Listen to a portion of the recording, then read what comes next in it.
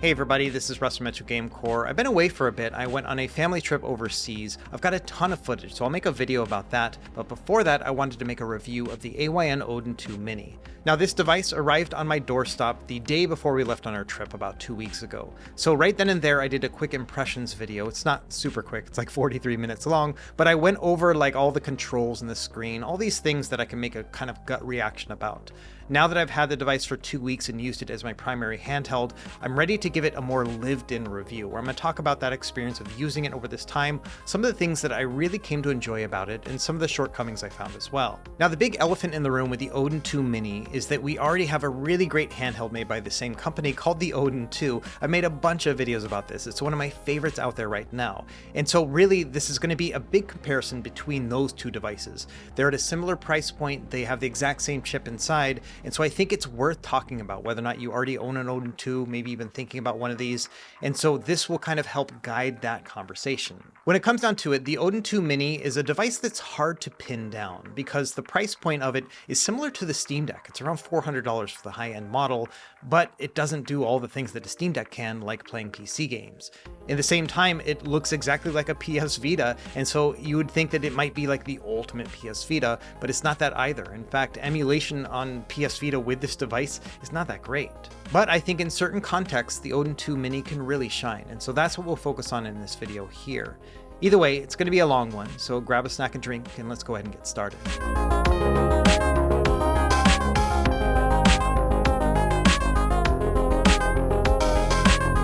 Okay, let's start at the very basics, and we'll talk about what the Odin 2 Mini is. As its name implies, it's a mini version of the Odin 2. Now, I'm not going to dive too much into the specs just because you can find them all on their website, and it's well documented across all my other Odin 2 videos, but this is an Android-based device, so think of it like a phone with controllers attached to it, and it has a Snapdragon 8 Gen 2 processor inside. And that processor is on the high end when it comes to the Android spectrum. Basically anything that you can play on that platform, including Android games and all the emulators that they have available, they're all going to play great on this handheld.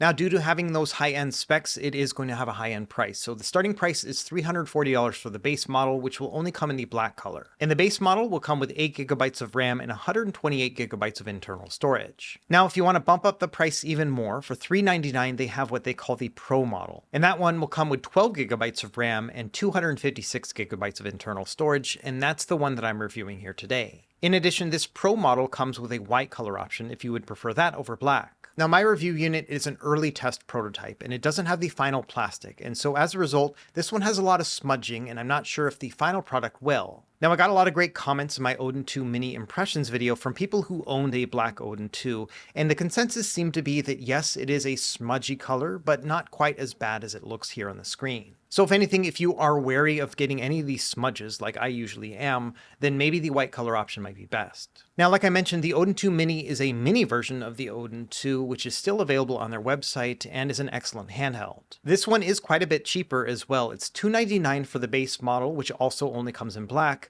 But if you want to get the Pro model, it's only going to be $369 compared to $400 from the Odin 2 Mini. And so right off the bat, if you're looking for the best bang for your buck, the Odin 2 Mini is not going to be the optimal choice just because the Odin 2 has the same specs but is cheaper. When it comes down to it, you are paying a premium for that smaller form factor. And the size difference between the two is pretty significant. The Odin 2 Mini, I would say, is maybe 15–20% smaller than the Odin 2. However, bear in mind, as I'll show throughout this video, there are quite a few compromises that come with a smaller device, including a smaller screen. This one is only 5 inches versus 6 inches on the Odin 2. The way I would put it is that the Odin 2 Mini is slightly larger than the PS Vita, at least the original 1000 model, and the Odin 2 is slightly larger than a Nintendo Switch Lite. And I think in terms of just portability and pocketability, all of these aspects are going to apply between these two devices.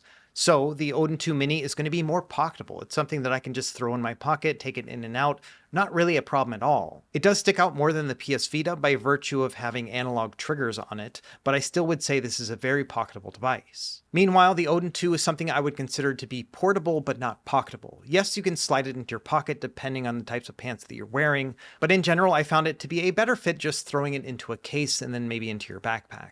Now, the stark difference in size really comes into play when you compare it against something larger, like for example my Steam Deck OLED. Here you can see that it is just a night and day size comparison between the two. And I think this is a great example of the variety that you can get when $400 or so is going to be the price point for your handheld gaming. Up top, we've got a high-end Android device that can play just about anything available on that platform, and then down below we've got a handheld PC which can play PC games, and then also a bunch of emulators too. So in terms of functionality, the Steam Deck wins hands down between the two, but in terms of portability, you can see that the Odin 2 Mini kind of takes the cake here. And that's definitely something that hit me over the past 2 weeks with this device, is that I was continuously amazed that I had a device that was so powerful and so small directly in my hands. And so I think that the naming convention of this device, being a mini version of the Odin 2, definitely holds up. In fact, here's a quick size comparison between the original 1000 series of the PS Vita and the Odin 2 Mini, and you can see that, yeah, they're basically the same. I mean, there are slight differences between the width and the fact that the Odin 2 has some triggers, but in terms of like thickness and heft, they are very similar devices. And so if you're a big fan of the PS Vita like I am, then you might already be attracted to this form factor and just the overall look of the Odin 2 Mini. And in terms of upgraded design, I think the Odin 2 Mini is better than the PS Vita in many ways. For example, it's got a micro SD card slot, making it very easy to expand storage. It also has a micro HDMI output here at the top.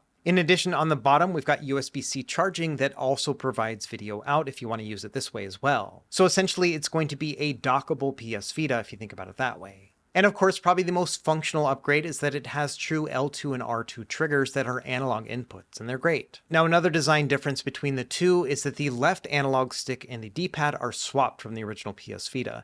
I know there are two different camps of people out there who think this is a good thing and a bad thing. We'll talk about this more in depth here in a moment. But in terms of size and design, then yes, I'm getting a lot of PS Vita vibes from this device, which is not a bad thing considering how beloved that handheld is. Now, like I mentioned before, the chipset in this device is exactly the same as the Odin 2, and they are beat for beat exactly the same when it comes to performance. In fact, when running the Wildlife Extreme benchmark, which is a 20-minute test, this thing basically ran neck and neck the entire time. And here are the results. I played these at the highest performance mode available, but I did have different screen brightnesses to make sure that everything was adjusted according to my studio environment. But as you can see here, there is a negligible difference between the two in terms of best and lowest loop score. When it comes down to it, the performance on this device is super stable, so no issues when it comes to thermal throttling or anything similar to that. The only main differences I could find had to do with the temperatures, which we'll talk about here in a moment, but then also the battery life. You can see that over a 20-minute period, the Odin 2 Lite on the left lost about 15% battery life, whereas the Odin 2 on the right only lost 6% at the same time. And so battery life is definitely a topic we should talk about between these two before we start moving on,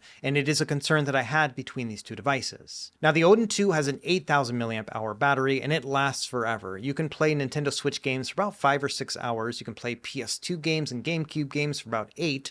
And if you're going to be playing retro games, you can expect up to 20 hours of gameplay when you're playing those lightweight systems. On the other end of the spectrum, we have the Odin 2 Mini and its 5,000 milliamp hour battery, which is still a pretty large battery size, but it definitely does get pretty hot, which makes the fan turn on, and then also it drains the battery. And so I found that I got about 2.5 hours of battery life when it came to Nintendo Switch, and then about 3 to 4 when it came to GameCube and PS2, and an average about 8 to 10 or so when it came to classic gaming. So when it came down to it, it was actually almost about half the battery life of the Odin 2. Now for me, I think that the battery life on the Odin 2 Mini is acceptable. I think that 2.5 hours when pushing it to max performance is pretty good for an Android-based device. Now I did find that I ran out of battery while on those long flights over to the UK and back, but it charges pretty quickly. And so it accepts a 65 watt charge input, which will charge it up to about 50% in about 20 minutes or a half hour. And so I never really found myself at a loss where, oh, I wish I could play this and I can't, because I could always just charge it pretty quickly and get right back to where I was. So yes, the battery life is worse on the Odin 2 Mini compared to the Odin 2, but I think it's still great when you just think about overall handheld battery life. Now let's talk a little bit about heat when it comes to both the CPU and GPU, as well as ambient heat, but then also the fan noise. I found that in general, the Odin 2 Mini ran about 5 degrees hotter than the Odin 2 when it came to GPU and CPU temperatures. So it would usually cap out at the high 80s as opposed to the low 80s with the Odin 2. I also found that the battery temperature was hotter. It was about 35 degrees Celsius when pushing it as hard as you could with the Odin 2, but about 50 degrees with the Odin 2 Mini. And also bear in mind that all my testing was done with the Smart Fan preset, which means that it would ramp up as needed as the temperature got higher. And so as a result, the Odin 2 Mini was louder than the Odin 2 because it was running hotter. Now, when it comes to fan noise, I think that it's actually relatively quiet for both devices. I did some recording and it's actually even hard for me to pick up with my camera's microphone. So let me give you a quick listen to the Odin 2 Mini running at full throttle here with the fan kicked up quite a bit.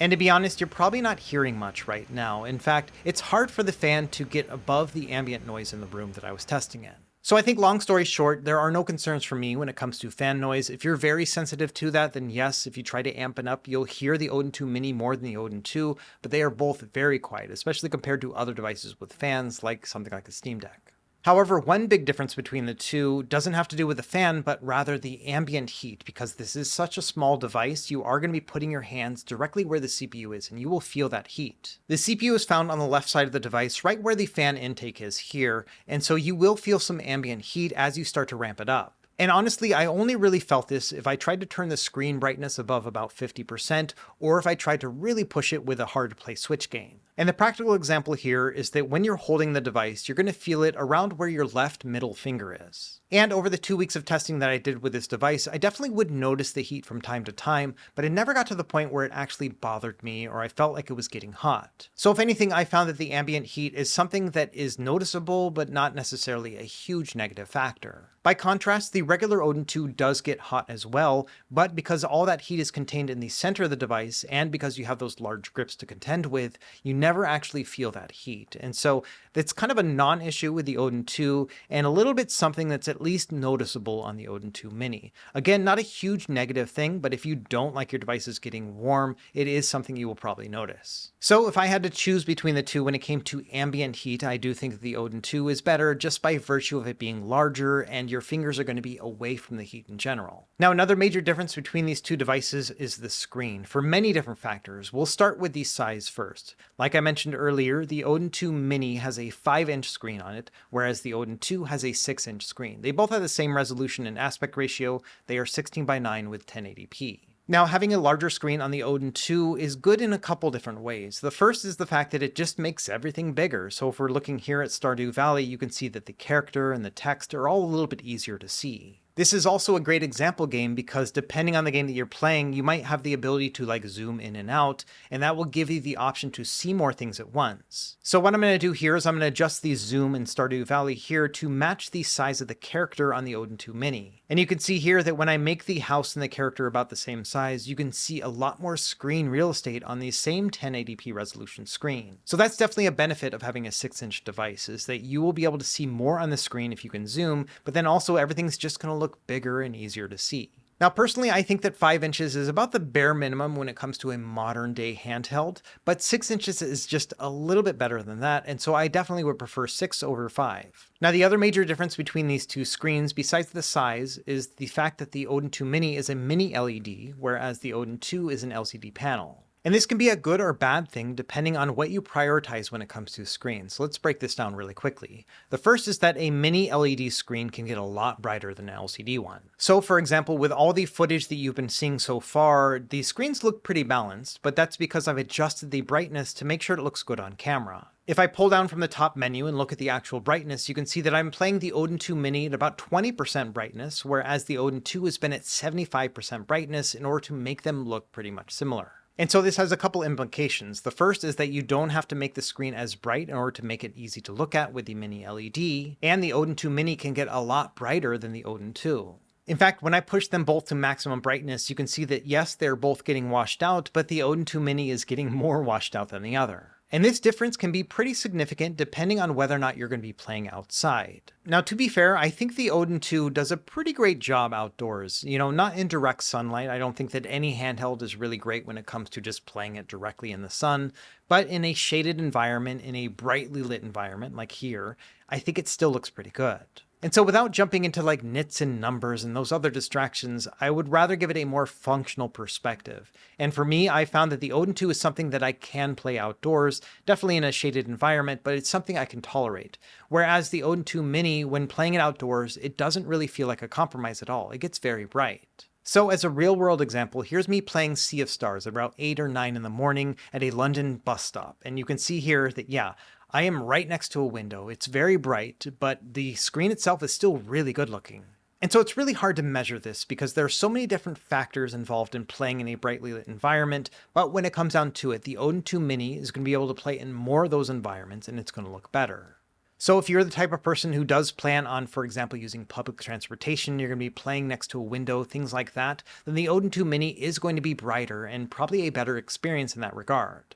Now, in terms of overall dimness, I did find that just in its default settings, the Odin 2 is a lot dimmer than the Odin 2 Mini. However, there is an Android setting that you can enable which allows for extra dim. And so you can set this up, put this into the top menu bar, and then you can turn this on. And when you have this turned on, you turn it all the way down to the bottom brightness, it's about as dark as the Odin 2.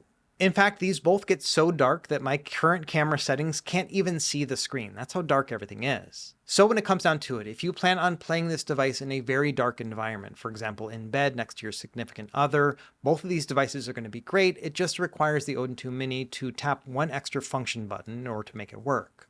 Now, there are other factors to consider with mini LED displays like on the Odin 2 Mini. First, we're going to talk about vignetting. So this is the concept that around the edges of the screen on a mini LED panel, it'll often be darker than on an LCD panel. And I think it's pretty apparent here in the Stardew Valley title screen that yes, we're seeing a little bit of a darker edge around the Odin 2 Mini compared to the Odin 2. Now, some people like this, some people don't. Personally, I like it. I think it gives a bit of a cinematic edge to everything. And so yes, you can definitely see that there is vignetting on this panel. If that's something that's going to bother you, then it's going to probably bother you on the Odin 2 Mini. To put it into context, over the past 2 weeks with the Odin 2 Mini, I never found a single time that I felt like the vignetting was taking away from my overall gaming experience. So if anything, I would say this is probably an important factor for some people and a non-issue for others, including myself. Now, another thing I noticed between the Odin 2 and the Odin 2 Mini is I felt like the Odin 2 Mini panel was a little bit less saturated than the Odin 2. A good example is going to be the title screen of this game. You can see they're at similar darkness points, but the colors just seem a little bit more poppier on the Odin 2. Now, when you're playing it on its own and not comparing it side by side, I think the Odin 2 Mini is just fine. Again, over the past couple weeks that I was playing it, there was never a time where I thought, oh wow, I wish this was more saturated. It just wasn't something that I really noticed. However, when looking at it side by side, if you are looking for something that has a little bit richer colors, then I think that the Odin 2 is better in that regard. And when using it compared to an OLED panel, like here with the Anbernic RG556, yeah, you can definitely see that the colors are a lot less saturated on the Odin 2 Mini.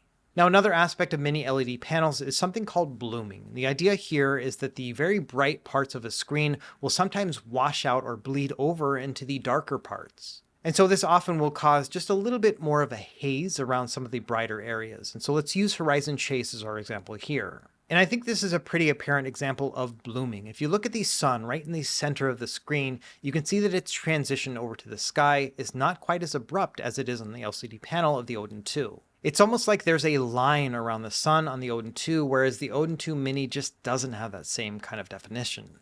Here's another example with SteamWorld Dig 2. You can see that both the campfire on the bottom right, as well as the moon on the bottom left, have that blooming effect. And again, I think that some of this comes down to personal preference, much like the vignetting. And so it gives it a more cinematic and kind of just watercolory look to it. And so if you like that, I think that you might enjoy it with the blooming effects here on the mini LED panel. Personally, I'm kind of of two minds about it. I don't really mind it either way, but I did want to give you a good demonstration here of this phenomenon.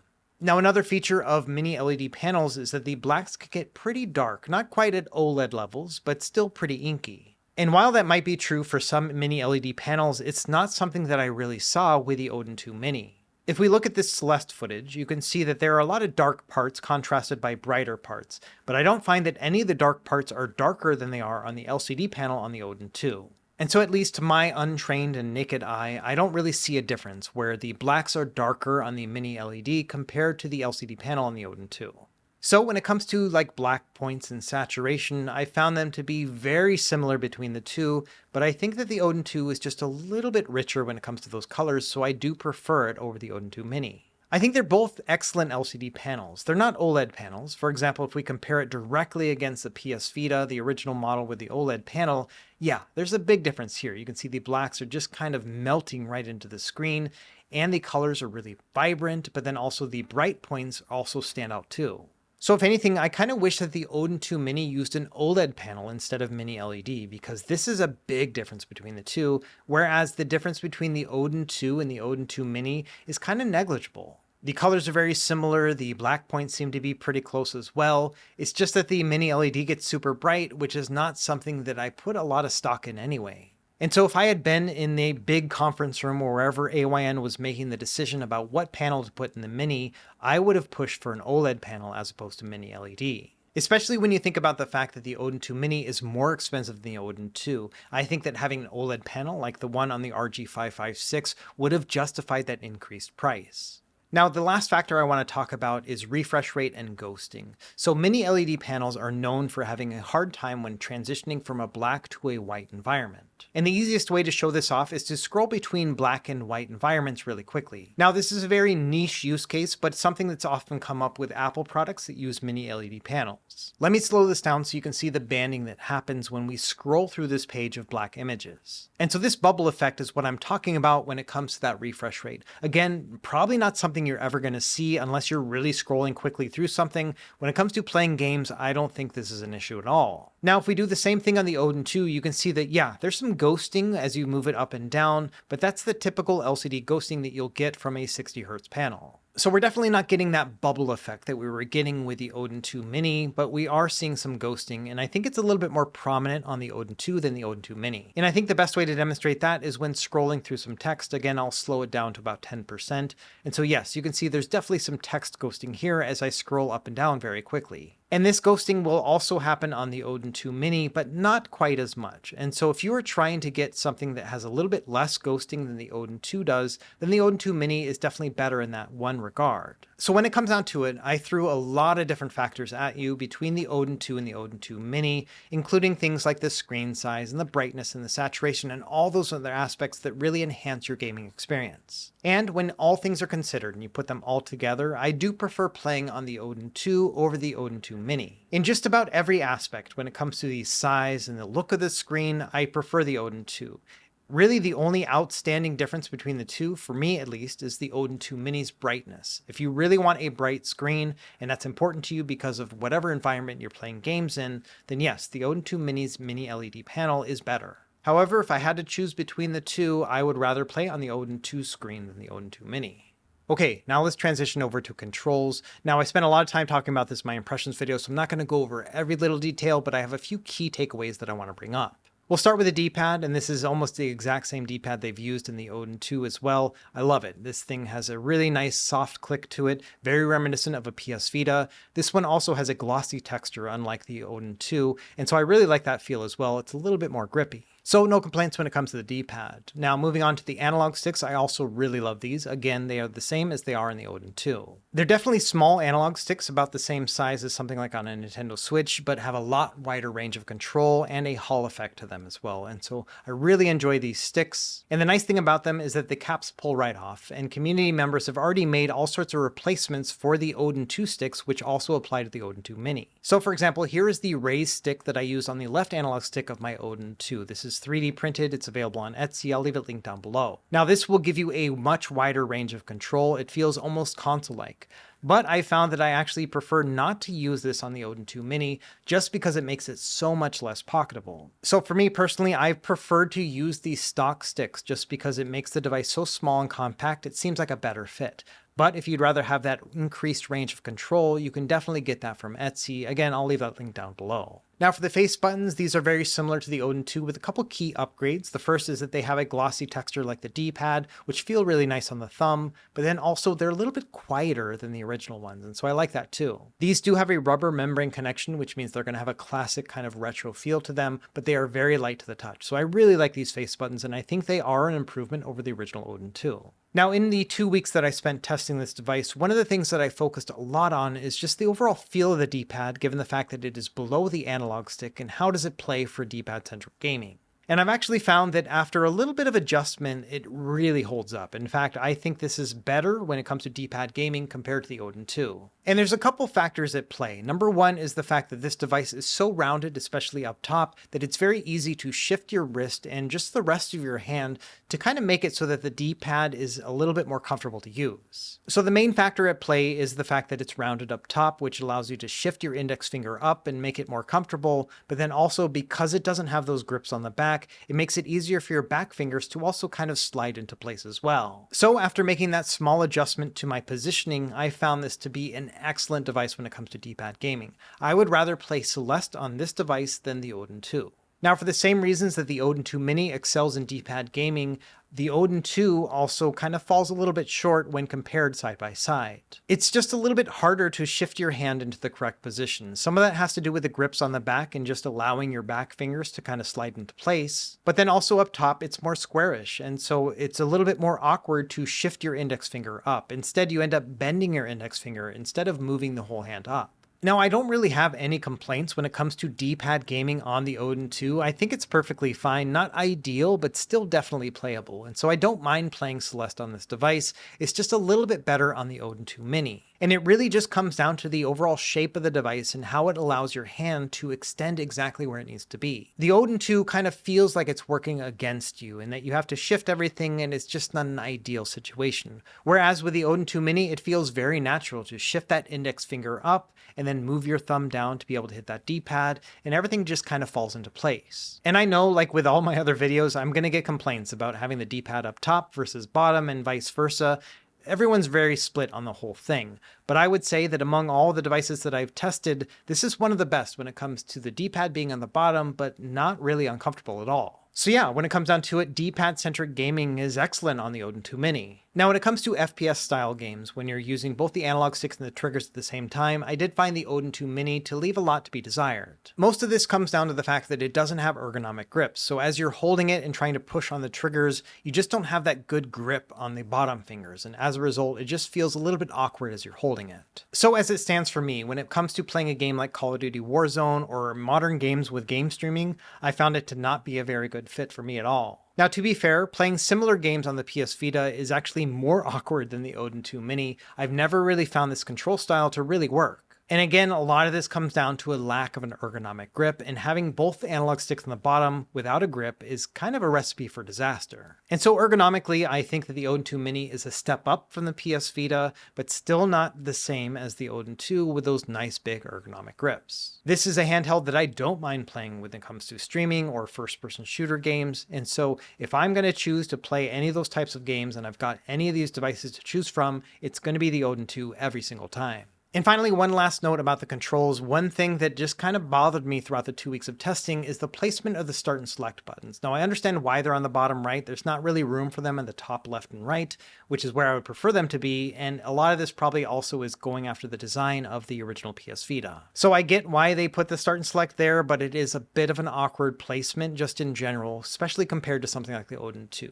So I'm not a huge fan of this placement overall. Now, when it comes to software, I did set this up with Emulation Station as my front end, and so I set up all my emulators, then I got this running, and so this is how I navigated through my Android interface. Now, I've made a whole video about the Emulation Station Desktop Edition front end for Android. I think it's great. It's still my preferred way to play Android games, but it's gotten even better since my last video because now you can actually launch Android apps directly in it, and you can also use it as your home launcher. And so a couple of those nitpicks that I had about this app when it first launched have basically been solved at this point. And so I do think this is probably the best front end available on Android right now. Once you've got it set up and you are able to launch in and out of your games, it feels like a very console-like experience. So I really enjoy it. Now, another option that might be worth considering with the Odin 2 Mini in particular is an app called Beacon. And I featured this in other videos before. This one's pretty great, but one of the nice things about it is that it has the ability to have like a bubble kind of look to it. And so if you like that original PS Vita look, this is a great match for this form factor. Now, personally, I've never been a huge fan of the PS Vita bubbles, but if you want to go along those lines and have a very similar design to the overall design language of the device itself, then this might be a good fit as well. And so long story short, yes, over the past couple weeks, I set everything up with Emulation Station, had it all working perfectly, and it really did transform this device to feeling more like a retro console as opposed to an Android phone with controllers slapped onto it.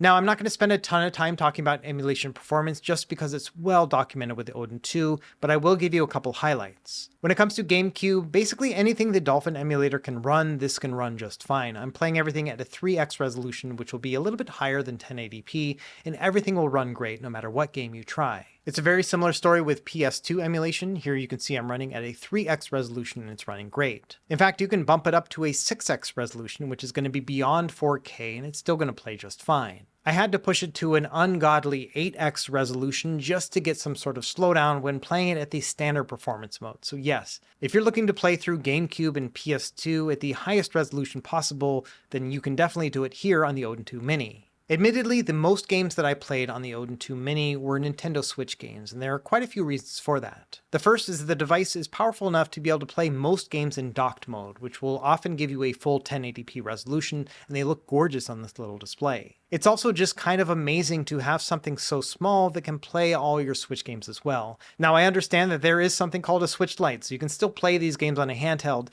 but I do prefer to play them on this device over the Switch Lite itself.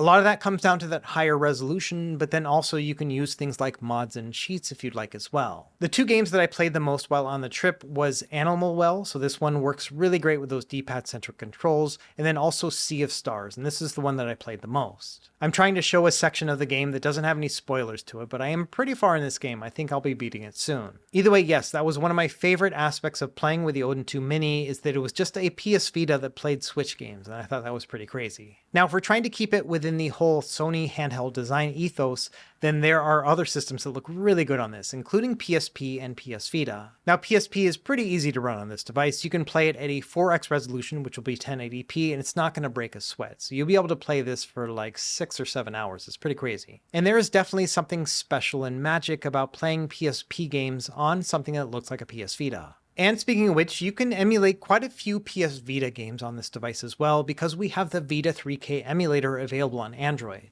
Now, this is still a work-in-progress emulator, but it's getting better and better. In fact, just a couple weeks ago, they released a new update. And so the games that do run well on it are kind of few and far between. It'll actually tell you when you load it up, it'll give you like a green or an orange light to let you know how well it's going to run. And the games that do run well on it are pretty awesome. So being able to play Wipeout 2048 at a 2x resolution looks pretty great on the Odin 2 Mini. Gravity Rush also works out pretty well. It's got a couple graphical glitches here and there, but I would say it's completely playable. In addition, it also can use the gyroscope within the Odin 2 Mini, so all the aspects that you would expect from the PS Vita are basically replicated on the Odin 2, minus that back panel. You'll have to use emulation for that part. But other than that, yeah, it looks pretty great. But just bear in mind the compatibility is still pretty low with this emulator, and so it's not going to be a PS Vita replacement anytime soon. There are going to be plenty of games that just aren't going to play well. There are configurations you can make within the settings, and you can also use your own graphics drivers, which I'm doing right here, but even then, not every single game is going to play well. So for me personally, I found that the most joy I've had with this device is playing PS2, GameCube, PSP, and Switch games on it, as opposed to trying to make it into an upgraded PS Vita.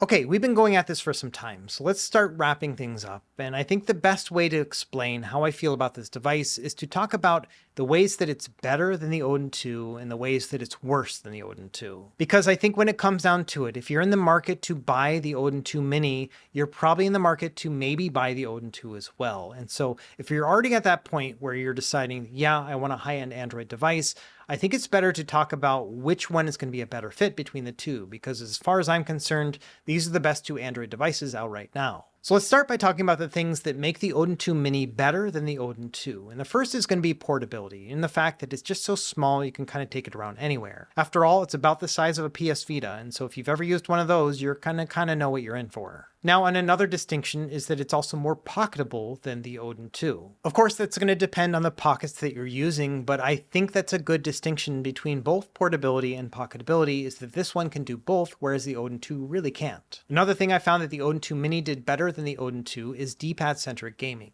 A lot of this has to do just with the overall shape of the device and how easy it is to shift your hand to be able to use the D-pad without getting any sort of cramps. I also prefer the face buttons on the Odin 2 Mini. I think that the glossy texture to them make them just a little bit more easy to use and grippy, but then also they're a little bit quieter, which I really like. And then of course, if you're going to be playing this device outdoors or in a brightly lit environment, that brighter screen might come into play when you're playing. So those are all the things that I think are better than the the Odin 2, but there are quite a few things that I found to be worse than the Odin 2, so let's talk about those next. First, when it comes to dual stick gaming, I would choose the Odin 2 every single time. I think especially when you're playing a first-person shooter game or just a more modern game like via streaming, I would much rather use the Odin 2 just because of those ergonomic grips on the back. And so this is kind of a two-parter, but yeah, I think that ergonomically the Odin 2 just feels a little bit better, and it really comes apparent when you're trying to play dual stick games.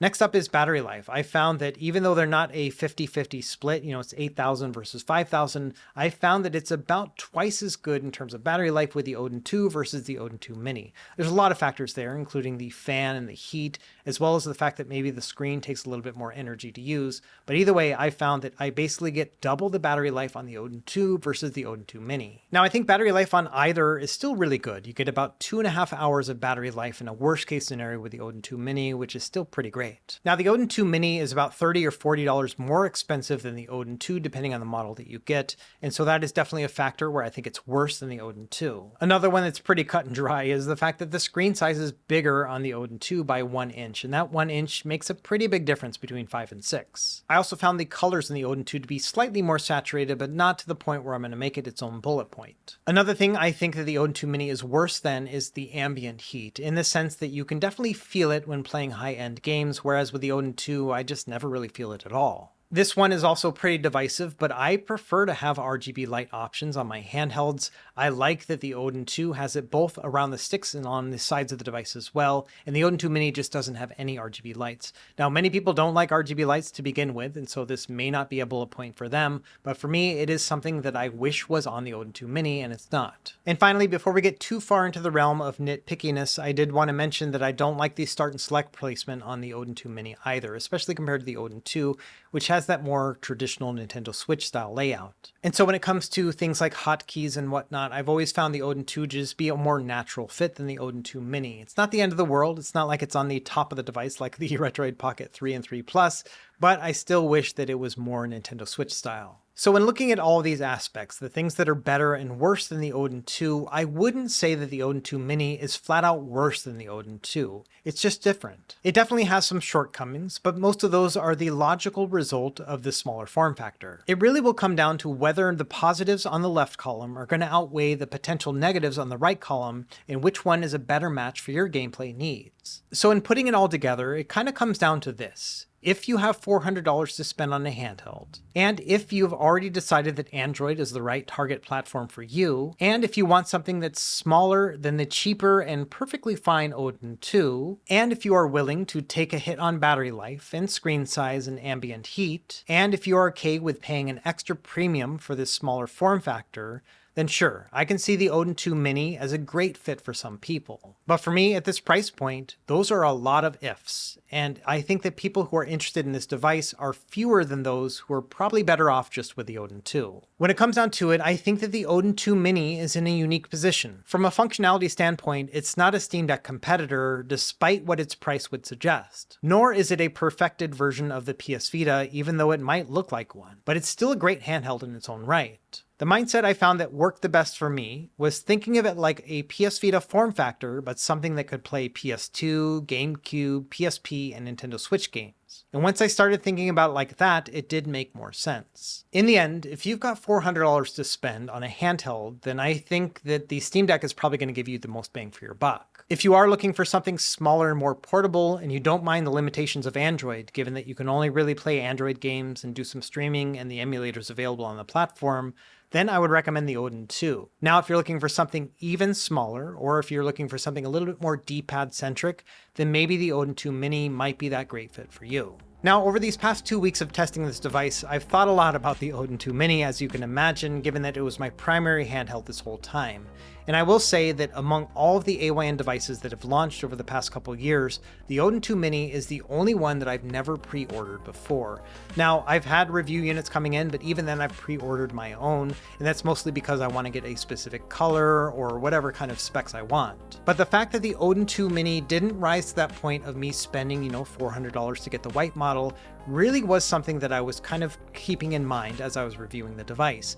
And the way I thought about it was that I was going to take this early unit and use it as a test case, where I was going to play it and then kind of think about it along the lines of, all right, will this justify the $400 that I might spend in order to get the white model, which I would prefer over the black one? And after spending 2 weeks with this device, I found that it's an excellent handheld. There are many reasons why it's great, but I'm just going to stick with the Odin 2. So I'm going to be saving myself $400 by testing this device beforehand and realizing between the two, I'd rather use the old one. And so if you're in the same boat as me, maybe you've got an Odin 2, you're thinking about getting a smaller one, or you're just kind of jumping in right now, trying to decide between the two, I think my overall suggestion is going to continue to be the Odin 2, unless you need something that's smaller or brighter, or maybe a little bit more D-pad centric.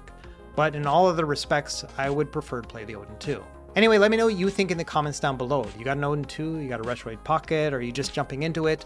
Where do you stand on all this kind of stuff? And does the Odin 2 Mini really hit that threshold for you where it's going to be something that you pick up? Either way, let me know down below. I'm excited to hear about that. And as always, thank you for watching. Be sure to like and subscribe if you found this helpful. We'll see you next time. Happy gaming.